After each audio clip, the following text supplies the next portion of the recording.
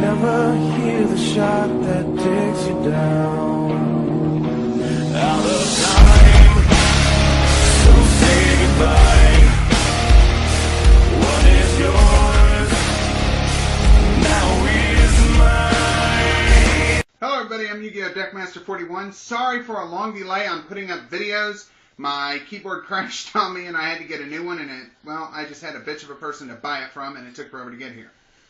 Now on to the Yu-Gi-Oh! News, which is why you're here. We're going to start off with 2 decks a month, and I'm going to try to get up several deck videos throughout the week, either with teaming with my friend Devil KG, which you'll see as my opponent for this deck, or a few other people. Who knows? That's what DevPro and YGOPRO are for, right?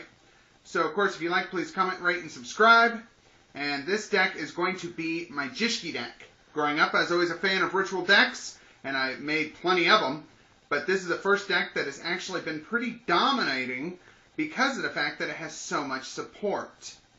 So with that said, if you like, let's get on with the deck video.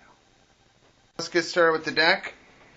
We start off with 2 Jishki Beasts. Jishki Beasts are in here for mainly the exceeding purposes. This card helps you get out the rank 4s or reuse your Jishki monsters. Hopefully I'm pronouncing that right. If I'm not, I apologize, y'all. Sorry for the quality of the previous video. Hopefully this one's a better improvement. XE plays are majorly important in this deck, but you don't want to overdraw them either. We got 3 Jishki Abyss.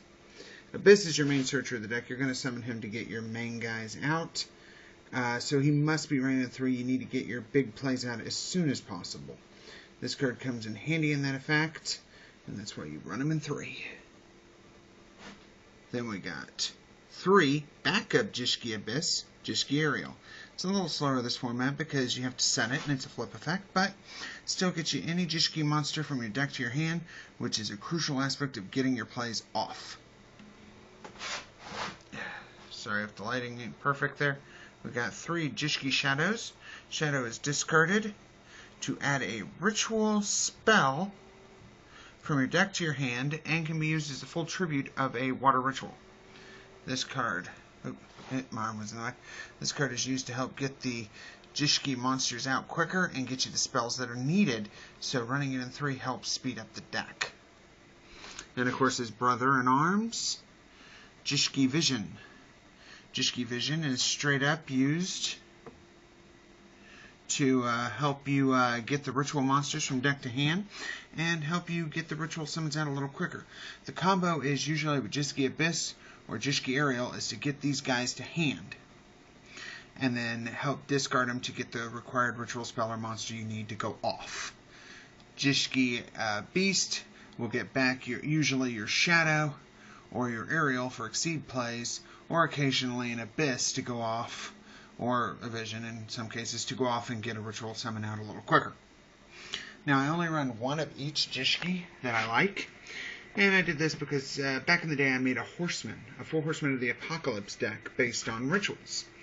Now each ritual represented one of the 4 horsemen. If you're unfamiliar with this, look up biblical revelations in any Bible, really, and look up the 4 horsemen. You'll pretty much figure it out pretty quickly. We got, of course, Jishki Goose Kraken. Kraken is the famine of the deck because when it is summoned, it steals 1 card from your opponent's hand, and if it's a good one, makes them really wish they still had it. Jishki Levan, you know what, I do not know how to pronounce this. I'm worried I'll butcher its name too much. This card is the pestilence of the deck, because when it attacks, it gets to look at a card in your hand if you draw a Jishki monster. Okay, this is not working the way I wanted. 1 Jishki Soul Ogre, which is the main focus of the deck, because when discarding a Jishki card, I can basically bounce any face-up card on the field back to the owner's deck and shuffle. And then my war of the deck, Jishki Zelgigas. Now, Zelgigas is really good because by paying 1,000, I get to draw a card. That's good in its own right for 1,000 life points. But then to boot, if it's a Jishki monster, I get to bounce a card on the field back to the owner's deck. And shuffle. Move on to the spells. 3 salvages are needed in this deck because salvage is, let me grab a seat, is the main recruiter of the deck. Yeah, turn the light a little that way. Okay, sorry about that, y'all. Is the main recruiter of the deck. It lets you get back your main shit as it falls to the grave, like Abyss and Shadow, and Vision. Actually, every main monster except for rituals you can get back from the grave to your hand and go off again. We got... shit. Lighting is not easy to do in this house. 2 potted dualities for starter hands, or when a ritual's in the field, this will help get you through your deck a little bit quicker for bigger plays. 3 Jishki Aqua Mirrors. These are the ritual spells that allow you to get out your rituals. Can't really leave home without them, you know? Plus, if you have a ritual monster in your grave, you can bounce this thing back into the deck to add it to hand. 1 Book of Moon and 3 Forbidden Lances for staple control. I call these the offensive-defensive cards because they can be used for protective purposes or aggressive purposes. Onto traps, we got 1 Teched Aqua Mirror Meditation. This is like a backup salvage. If you reveal a Jishki Aqua Mirror in hand, you can easily pull off a salvage play. Standard staples like, bottomless trap hole, compulsory evacuation device, and, of course, solemn warning. Standard staples for me. I do not run Torrential Tribute. It's kind of dead to me in a lot of ways. It hurts me more than helps me. We also got 2 Fiendish Chains for the effect controls and to stop them from attacking. 2 Mirror Forces for mass control and to get their shit off the board. And finally, 2 Trap Stuns to let me go off on my big plays and blow them to fuck up with brute force. Deck, I was unable to afford 2 Bahamut Sharks, which I will be having in my duel videos. Plus, there's some other cards you can add, and keep in mind, this is basically off of my opinion and off of my budget. If you can get a 101 or an Exoton Knight, be my freaking guest and add it in. I kind of got a short budget after doing the main deck. Of course, we got 1 Utopia, because he's a cheap rank 4 that can easily negate attacks, and 2500 attack ain't something to laugh at. 2 Snowdust Giants, because revealing water monsters is pretty easily to do on this deck. Most of the time you're going to know what they are anyway through a lot of the monster effects in here are salvage. And this card can deplete your opponent's attack real easy. 1 Kachi for the double attacking.